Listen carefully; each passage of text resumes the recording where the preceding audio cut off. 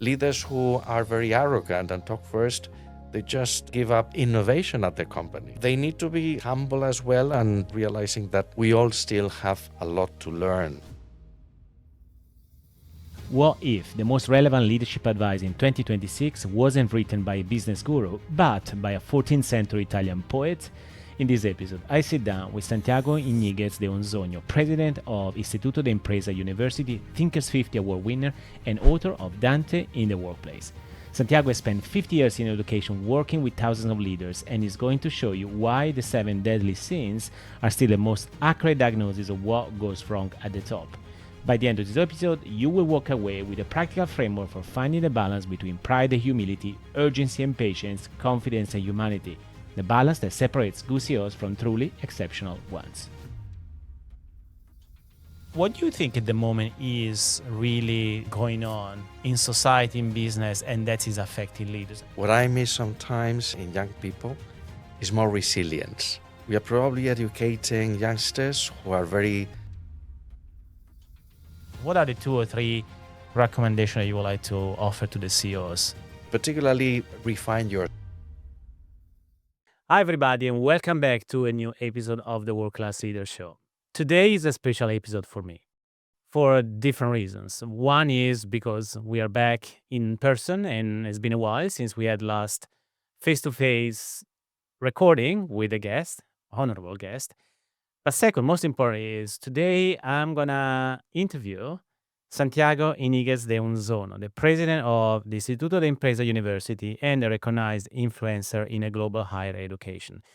Why is so important? Not only for Santiago, and we'll have all the conversation together to discuss about your experience and story, but also because I'm part of the Istituto de Empresa. So that's the place where I studied back of 2013, my MBA. So it's great to be part of the alumni, but it's also more important, it's great to reconnect, with my past, with my education. So who better than Santiago, can join this conversation. So Santiago, welcome to the show.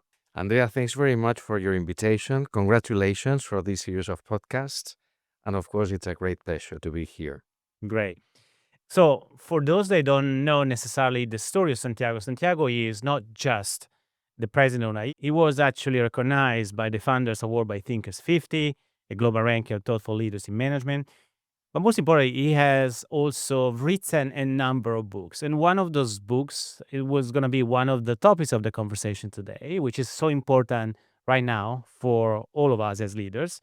He's also a recognized speaker at international conferences, is LinkedIn top voice, so definitely you should follow Santiago.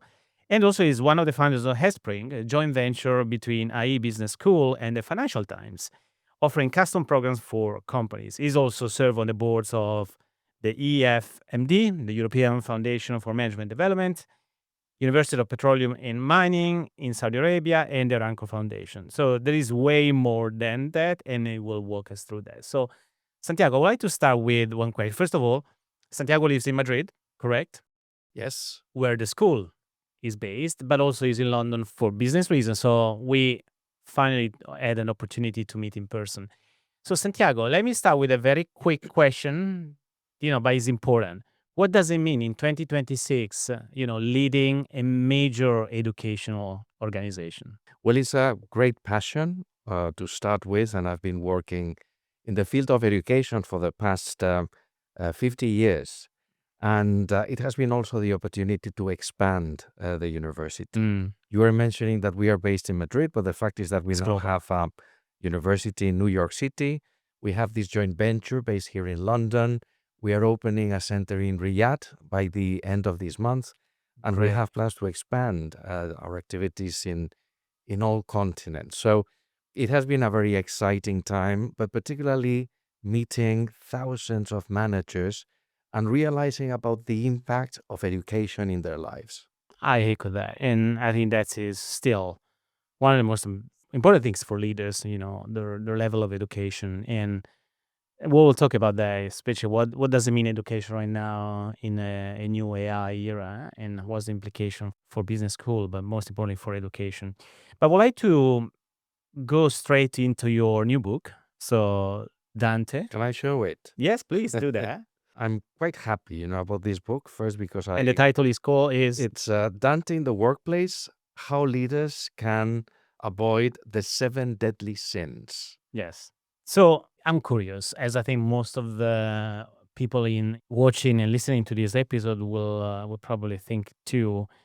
So why bring in a classical, reference, Dante into the current war, into leadership? Where do you see the connection with leadership and Dante? Well, Dante is a classical author, as many other writers, philosophers, thinkers. You know that education over the centuries consisted not only on conveying knowledge to the students, but also developing the skills in those students. And the skills, to a large part, were conveyed and were instilled in participants by reading the classics. Yes. So the students, centuries ago, they read Plutarch, the lives, of the heroes of Yes. Homer. And Dante is actually another of the classical authors whose books, particularly the dive in comedy, deals with the vices, the virtues, how to become a nurtured, a well-rounded citizen in whatever society you live. So what I do in this book is actually talking about the virtues that are needed in order to become a good manager. Yeah. And it's so interesting because being aware of the 17s, I'm aware as well, how they show up in the organization, at least based on my observation, my experience. Now, we won't have the time to look all the seven, and I decided to pick some of them based on, to me, what I think might be more interesting to the audience and what I think is also a kind of a repeating pattern in the workplace. And I like to take, pride, greed, wrath, and sloth as the potential sins. Why don't you walk us through the correlation of these sins to the current business world? Absolutely. By the way, when we talk about virtues, because the name, the concept might sound a little bit classic, outdated, but the fact is that it's very similar to what we mean by capacities or Yes. skills. So in the end, when we talk about nurturing those habits or behavior, they have to do with performing better as a manager Yes. or becoming, a better person. So going to your question, you picked, some of the most common sins or vices among managers, but don't forget about envy, because envy is also quite spread Yes. across managers, particularly when you grow older. And some people, realize they didn't actually achieve their dreams. They didn't fulfill the promises that they made to themselves. So envy is also present many times. Envy about the office, envy about the salary, envy about the recognition of other people. But going Of back course. to the other sins that you have identified, first, when we talk about virtues, you know that Aristotle, the Greek philosopher, Yeah. explained that virtues lie in the middle of two extremes. So, for example, arrogance or pride, no? The virtue would be to strive, for the right balance between arrogance on on the one extreme, and on the other, diffidence or dejection. Yes. So both things, are bad. They are not very productive for fulfilling your own personality. So you have to find the right balance between the two extremes. We find, of course, in management and in the office and at companies, many times bosses that are angry. Having Mm. an angry boss, is unbearable. Yes. Having said this, we need bosses that have courage. So again, if we think about what is in the midst of the two extremes as regards anger, on the other hand, being a submissive, person, Yes. you need to have courage. You need to be diligent. You need to lead other people in your organization. And for that, of course, you need to practice the habits and the virtues that I recommend in the book. Or think about pride. You were mentioning pride as well. We sometimes believe that true leaders need to have, that sort of proud, that they need to be proud of themselves. But the fact is that humbleness is a virtue which is very recommended for managers. Absolutely. And humbleness has to do, for example, with listening. Talking first at meetings is not a good habit for CEOs. You need to listen before you submit your own judgment or decision, because if you talk first at a meeting, then you cut conversation, you cut exchange and brainstorming. So this means that leaders who are very arrogant and talk first, they just give up innovation at their companies. Yes. They need to be humble as well, and this has to do with learning about the others and realizing that we all still have a lot to learn. Experience, of course, provides lots of knowledge and virtues as well. But unless we realize that we still have a lot to learn, and this is the Socrates famous Yes. sentence, no? Yes. I know that I know nothing. So unless that we all realize, even if you reach retirement, even if you are the CEO or a board member, you still have to be open to new knowledge, to learning from young generation. So in order to combat that bad arrogance or pride, probably being open to humbleness and knowledge is a very good practice, no? And well, sloth. I mean, being lazy, it's also quite common. And I talk, for example, about forms of laziness that are more subtle. No, for Yes. example, procrastination. That happens a lot. I mean, you had to do something and then you postpone that task because you fancy doing something different. No? So we need to focus on things, and we live in times where we devote very little attention to tasks, and we have to, again, train the youngsters at our university so that they focus and devote the necessary time to analyze problems Yes. and take decisions, having analyzed all the different angles of a problem. No? Yes. So, and by the way, it's great because you brought back to reality what was written many years ago, but this is irrelevant in work, in our work. And I think is the reason is very simple, at least for me, because we're still humans, and the humanity comes, what you just shared. So one takeaway from what you discussed is, and by the way, there's nothing necessarily wrong, but the fact is, the context where people are operating, the moment they might aggravate some of the things that you shared or might encourage some of them. Most of the time, unwittingly. I don't think necessarily people are, you know, consciously aware about how they're bringing these behaviors, these habits into the organization. Sometimes they do, but most of the time they don't. And that's, I think, is back to what's the real level of self awareness, how much they are aware about themselves, right? But to me, it's also is important. The other component is, as I always say, so leadership is art, but not art in terms of there's no skill set attached. It's more about art of being a balanced leader, be able to operate in the middle of what you said or based on the context they're facing, because not all the contexts are the same. In some circumstances, slow down and refocus, it's a great idea if something doesn't work. Some other times you need to drive execution because otherwise nothing's going to happen. Can you see that as a potential partner? The idea of finding a balance, is balance really one of the most important traits for leaders? Absolutely. And balance over your entire career. Mm, Because some leaders believe that having reached some level, they can give up learning or yes. being open. But the fact is that you need still to reach for that balance. And let me just put an example. You probably read Benjamin Franklin's self biography, Yes. which portrays in a very candid way how he practiced the virtues. So he did a self examination Mm, almost every week and assessed whether he was improving on different tasks. What I recommend in the book is not just doing that self examination, which is very helpful, but also talking to friends mm, and asking them how we can actually improve.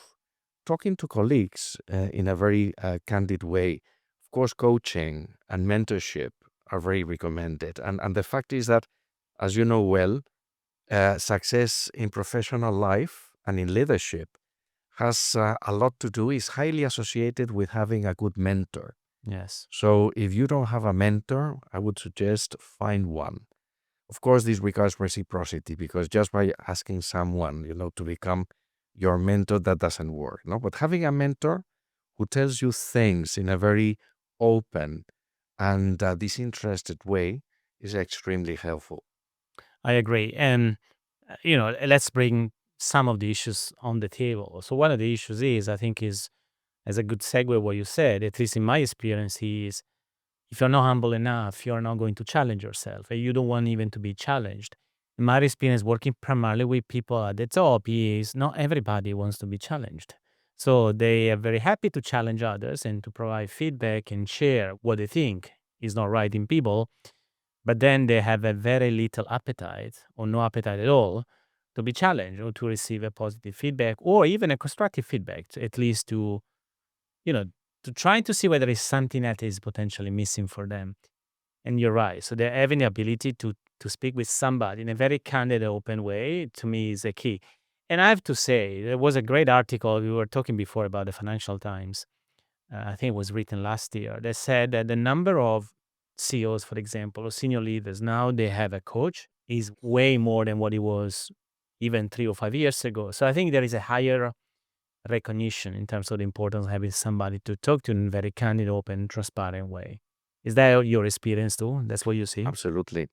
But I recall that a very distinguished professor of organizational behavior was a psychologist, a PhD Mm, in psychology, also told me once that very few people receive negative feedback with a positive attitude. It's very difficult, to yes. recognize, as you explain well, to recognize and accept criticism.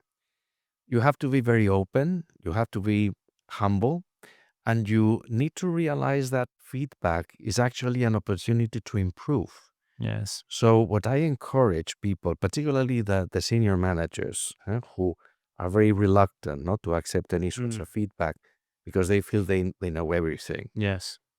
is actually to remain open to negative feedback and try to, receive it and do the best with that piece, a very helpful piece of information. Having said this, providing feedback, all sorts of feedback, is not an easy thing. One of my experiences in academia and in business is that the source of most organizational problems at companies and at universities as well is misunderstandings. Mm, When you say something, particularly in writing, when you send, an yes. email Yes. and say something negative, then that remains, scripta manent, as the proverb says. So what you write remains eternally. So Yes. think twice before you write, something negative in writing. And when you provide negative feedback, be positive and enhance, the virtues and the talent of the person that you are addressing before conveying your negative feedback. Yeah. Such a great point. And then I think it brings or you open up another conversation, not for today, in terms of the quality of communications, how people are really able to, and to me is one of the real missing is the ability or lack of ability to be clear, first of all, and clarify their expectation, clarify what they need in people, and then leave, things open to interpretation, which is really dangerous, especially, in business when you make decisions every time, all day. What else is worth, before we move on, Santiago, what else we might have not covered in the book that is so relevant right now, in your opinion, for people that are listening and watching to the show today? Very closely linked to what we were talking about communication. Mm, You're mentioning communication, which is, of course, one of the most important skills for leaders, no? But something which is very closely connected to communication is actually politeness. I many times say that manners are actually the small sister of morals. yes. A person who is polite and a person who conveys the message in the most positive way and who respects, both, in terms of the content and in terms of the forms, and respect the others. And this is shown in many different aspects, even in the way you dress, Yes. the way you eat, the way you talk to others, the way you say hello. I mean, there's lots of details that happen every day at the office that can actually make the others being happier and improve productivity and create a good atmosphere. And this has to do actually with manners, politeness, education. It's part of the education in the end. Yeah, and we all experienced, unfortunately, in the last few years, especially during COVID and after COVID, how being polite, having manners was totally disregarded or lost in business. So we have so terrible story as we all experience, for example, with tech companies, how they dealt with people during, you know, very challenging time as the one that we all experienced the last years. I think it's great that you pointed out to that because to me it's still very critical element because I think personally I feel especially from the top leaders, whatever they do, by the way, it's not even what they do, is even what they don't do. What they say or don't say, they don't necessarily understand the implication that that small gesture have on people for a number of reasons. So I'm glad that you brought that back. So if we move a little bit more in terms of, I'm sure your book and many other books that you have written are a product of your experience, a product of what you have seen, of course, having worked so many years with leaders. So what do you think at the moment is really going on in society, in business, and that is affecting leaders? I mean, every year you have amazing students, people. I'm looking, for example, to the executive education. They're coming to the business school. They're already, you know, C-suite executive or director, or even some CEOs already there. What did you notice in the last year or two? How things are changing, evolving for them? Did you notice anything particular that is worth sharing in terms of how they are showing up, how they're approaching the question that they ask? There's lots of factors no, Mm, affecting today's leadership role. At the level of the youngsters, what I miss is probably nurturing the virtues from the very early stages. yes. No, what I miss sometimes in young people is more resilience. Hmm.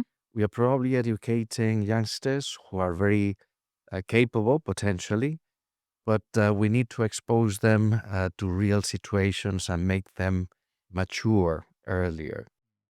On the side of professionals and managers, experienced managers, of course, one of the phenomena which is impacting our jobs is AI, artificial intelligence. It's actually transforming many different tasks at professional services, at companies at large, but also in education. And in this new environment, what I explain in the book is that humanity becomes even more important. Mm, What is going to differentiate ourselves in the future as we implement AI that is many different processes at companies? What is going to differentiate us is actually humanity. And this is why I very much emphasize the need of cultivating the humanities mm, and nurturing the virtues that we were referring to before. And cultivating the humanities entail reading literature, attending exhibitions. Let me just put you an example. When you practice observation of works of art, you actually become a much better analyst for financial issues. You probably notice how architects look at buildings. They spend hours because they focus on the shadows, on the impact of water in a building, on the shapes, on the materials. Whereas, a common person normally doesn't pay attention to a yes. building, just a quick look. But if you actually nurture all those observational skills, you may apply them to assessing a financial problem, and you may analyze a financial issue from many different angles, and you will take a much better decision in the end. So, this is why cultivating the humanities develop all those skills that are essential for management. And I very much encourage, to cultivate reading, literature, the arts, music, because they make us become much more human and much better prepared for the world of AI. Yeah, and something that came to mind where you were saying that. There are two things. So one is, as you know, the it's so incredible the success that has happened a few years ago when one individual Ryan Holiday, has decided to bring Stoicism back to the world. And it was like it disappeared, it vanished, Mm. in the world of social media and digital space. He brought it back, and now finally we have the Stoics still, and trying to get lessons learning, that we learn from Stoics actually now into the business. And again, connects so nicely with the idea of humanity, because that is a great example of bringing humanity back.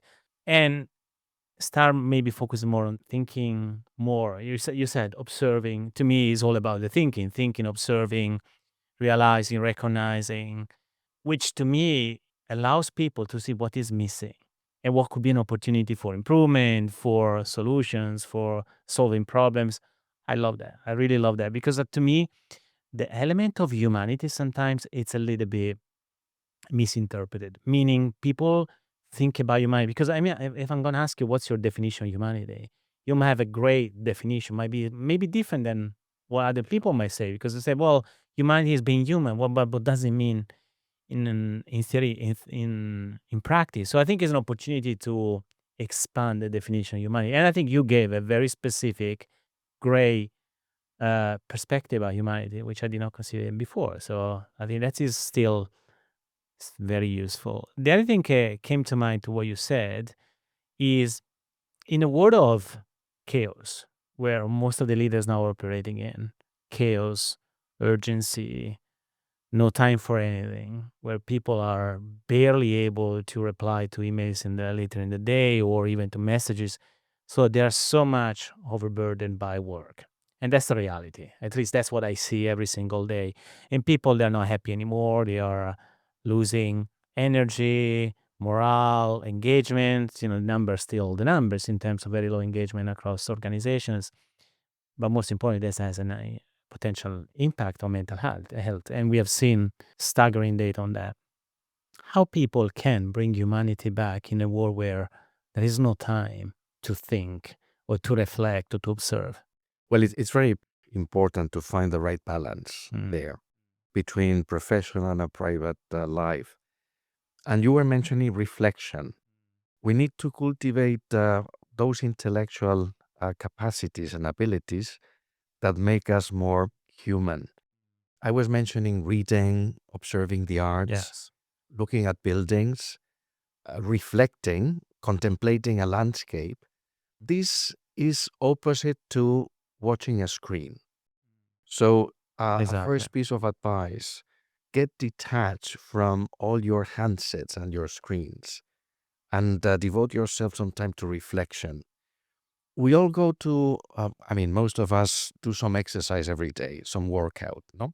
Yeah. Because we want to be, fitted, and we realize about the good effects of doing some gym. The same applies to wellness. We try to take care of our nutrition and food.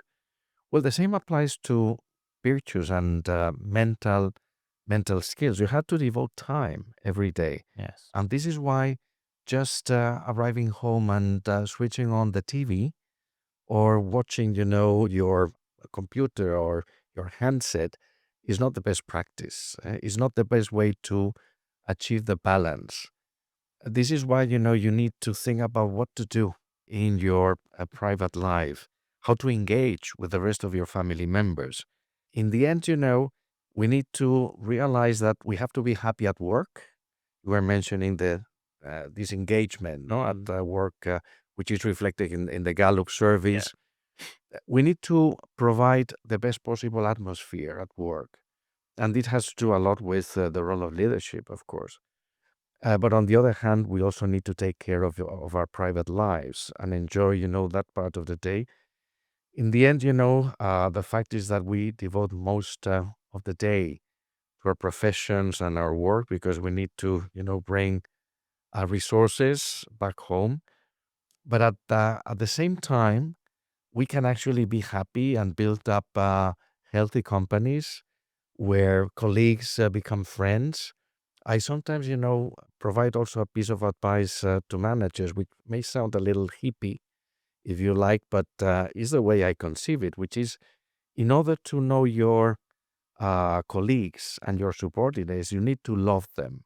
And I don't need, of course, I mean, loving them in the physical sense, but mostly in terms of knowing them in depth, knowing what are their ambitions, what are their problems, what are their families, no? Because the more you know about them, the better you will lead them. And as Peter Drucker, the father of management, once said, in his memoirs, he recalls when he was attending a seminar delivered by John Maynard Keynes, the leading economist at Cambridge. And he recalls that the rest of his fellow students in the class were interested in the behavior of commodities, while he was interested in the behavior of people.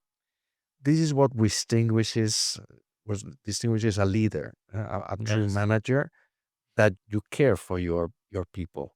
Not about the commodities. Of course, you need to become an expert in management techniques, but the most important part of management is actually leading others and knowing others and loving to some extent the others. No.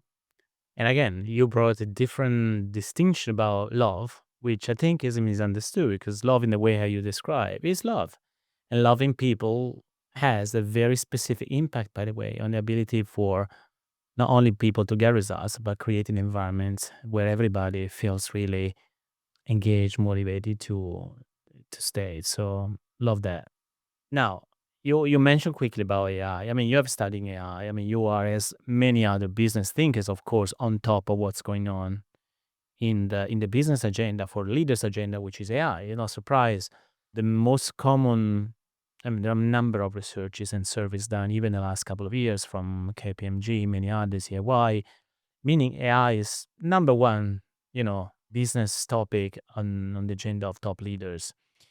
So in a world where, we want to bring love, humanity in the system, but then we are, going through this sort of AI tsunami where AI is dominating, is expanding, is creating robots, is creating double personalities, is creating double voices, is creating things for us on our behalf. How people can stay connected to humanity in a world where AI is dominating? Because that will be probably one of the most important questions for leaders, right? Indeed. Well, first you have to become aware of how to optimize the use of AI. Second, cultivate the humanities and continue, your education and lifelong learning. But the fact is that I believe that AI is going to ease lots of tasks, but it's not going to replace the basic work of a manager or of any other value profession. I learned just a few days ago that despite the impact of AI in the legal profession, for example, law firms are still, hiring graduates from law schools and paying the same salaries. Because, of course, AI can ease many different processes of searching for laws, jurisprudence, Yes. and the like. But in the end, a law report, a law decision needs to have that human component. And the same is applicable, to the rest of the professional services. You know that a vice president of an investment bank based here in London asked me a couple of weeks ago, how could she persuade the rest of her board members to continue hiring youngsters because they were about to decide to stop hiring Mm. young analysts given the impact of AI. And so I responded, well, listen, first, if you stop hiring young analysts, you're going to have a problem in your talent pipeline very soon because you will just have, the senior guys and you will give up, the young talent. Yes. Second, there's lots of things that need, the human touch and the human perspective. And third, you may also face a reputational problem because no one would like to work at your company. I mean, Always. given that you're replacing most of the jobs. And let's be very honest. I mean, today AI does lots of things, but in terms of qualitative decisions and value analysis, the fact is that it operates as a sort of mirror, no, of those who use any sort of AI. So it's going to ease many tasks, but it's not going to replace the basic content of our jobs. how that impact right now the world of education? I mean, one of the most reputable, education institution, and you base, your entire experience on people learning, from studying, but also from experiences, from sharing stories. So, and I've been part of that. So I know how powerful that clearly is still, for many leaders in their career progression. But how AI is impacting business education, in your opinion? Well, it's impacting basically in terms of how you manage your access to knowledge and your processing knowledge. To a large extent, there was already a process going on in Right. education, which was called the flipping the class process, no? So that the interaction in class with your professor wasn't just, the reception of knowledge. I mean, the master class has disappeared from true education. But that was actually, the essence of education from the very beginning. If you read Plato's dialogues, Mm. you realize what Socrates did at class, which was employing what is called the Socratic method, which is something very similar to the case method, discussing about real case studies where you analyze the good and the bad things done by managers. You learn about the vulnerability of people, and learning about errors and failures is a process of internalizing something which is very important. And the same thing about positive things. So, what I mean is that the class has become something very different. It's not just receiving knowledge. And the most interesting thing about AI at present is actually the way you can employ agents that help you as a tutor, clarifying concepts, accessing knowledge, processing ideas, contrasting your perceptions. But then the epiphany that happens in class when you discuss something with your fellow students and the professor is something which is irreplaceable. Oh, totally. It's sharing those experiences that come Indeed. from real life, which is always something that I have fully appreciated about that. So I have a last question about AI, and then I would like to ask a final question as a recommendation. So you said, opening now for AI, new locations and offices and academies in Saudi Arabia. So where AI is going, so where AI is moving forward is clearly it's always had a very global footprint. But what's the next thing for an institution like AI, which I consider still one of the most innovative organization in terms of, I mean, it has been one of the first business vocations that started the online experience, the starting the entrepreneurial experience. So now they're part of every business school, you know, curriculum agenda. But for you, it has always been at the forefront of that. What's the next thing for AI? Well, first, enhancing the role of professors, of faculty, and I sometimes refer to them as kangaroos, not just gurus, people who create wise knowledge, but kangaroos because they jump from the professional world to the class and from there to research, and Okay. they perform in those three facets with the same excellence. This is very important because we don't just want researchers, people who publish in journals, but people who actually deal with the real managers out there, no? Yes. And also people who can convey knowledge in class, but at the same time interact with their students. So this is why the experience in class and enhancing the role of professors in the new world becomes particularly important. This is our first goal. Second, of course, having a global presence. We now, given the evolution of globalization as we see it, we need to provide a global presence and a global experience and a global exposure to our students. So Mm. this is why we are opening centers, universities, units in different places in order to provide this immersion, real immersion to our students. And third, of course, maximizing the use of technology and AI without giving up those virtues and those skills that are essential in order to become the best possible professionals. That's great.